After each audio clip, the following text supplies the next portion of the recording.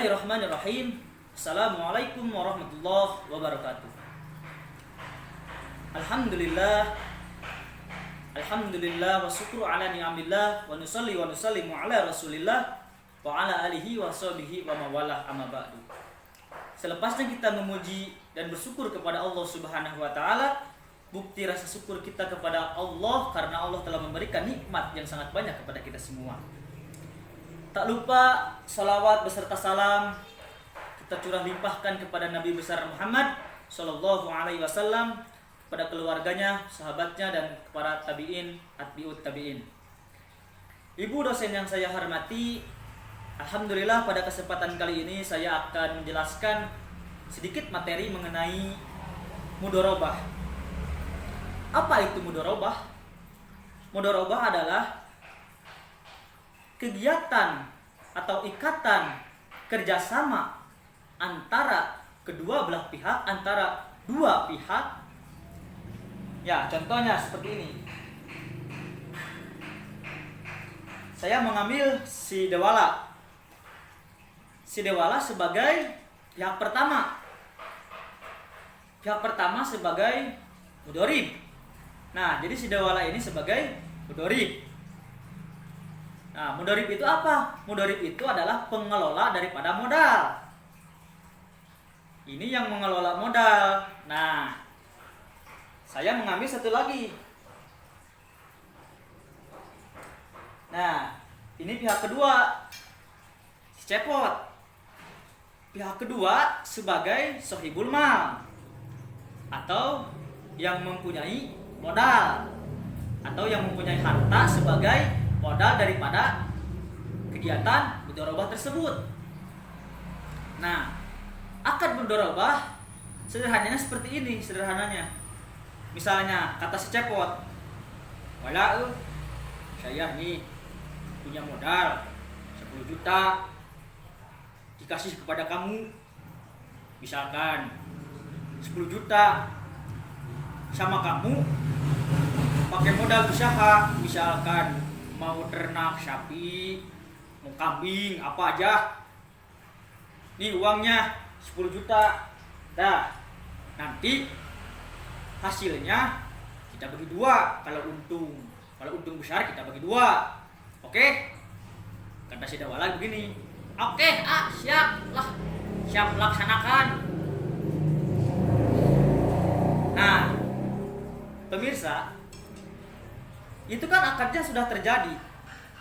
Misalkan si Dewala ini menjadi pengembala sapi. Beliau atau si mudharib ini, si Dewala ini sebagai mudharib. Mudharib ini membelikan uang yang 10 juta itu kepada anak sapi. Membelikan satu anak sapi. Kemudian diurus oleh mudharib ini, pengelola modal ini, selama sekitar 1 tahun. Nah, sekitar 1 tahun, sapinya kan udah besar. Nah, sapinya itu kan layak untuk disembelih, dijual, entah itu kepada bandar atau kepada yang akan kurban, seharga 24 juta. Nah, otomatis keuntungan yang diterima oleh si Dewala atau si mudharib ini sekitar 14 juta. Nah, lalu bagaimana cara baginya? Baginya seperti ini. Nah, kata si mudharib kepada sahibul mal seperti ini. Ini ada pemodal dari AA nih 10 juta, ambil. Oke lah, siap. Nah, ini keuntungannya adalah 14 juta. Misalkan 14 juta ya. 14 juta aja. Lagi di rumah aku deh. Mau digimanain?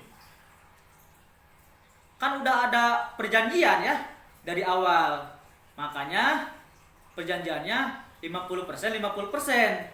Jadi keuntungan yang diambil oleh si sohibul mal sebanyak 7 juta dan oleh si mudorib 7 juta. Jadi masing-masing mendapatkan keuntungan 50%. Jadi sahibul mal mendapatkan 7 juta dan si mudorib mendapatkan 7 juta. Nah, lantas bagaimana jika modal tersebut atau dibelikan sapi, kemudian sapinya mati? Nah, kalau seperti itu, resiko semuanya ditanggung oleh sahibul mal.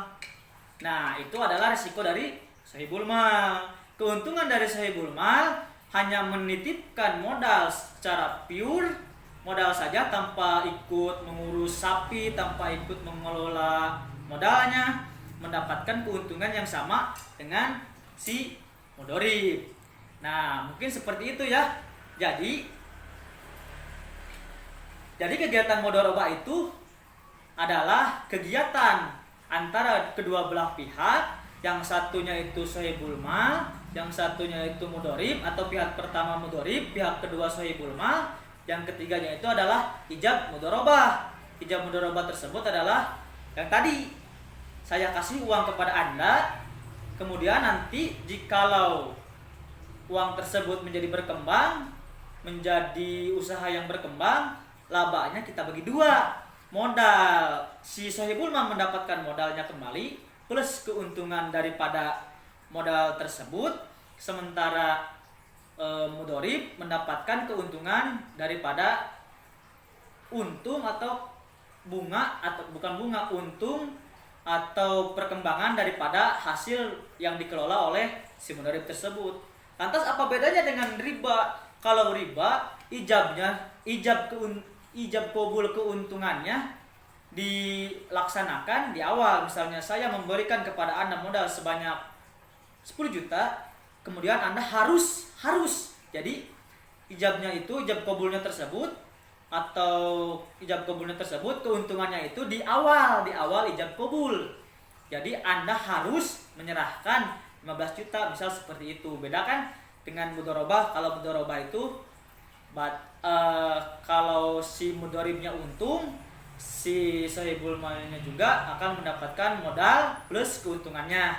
Jikalau si mudharibnya itu rugi, sahibul mal tidak mendapatkan keuntungan dan modalnya tersebut juga hangus. Mungkin sekian dari saya.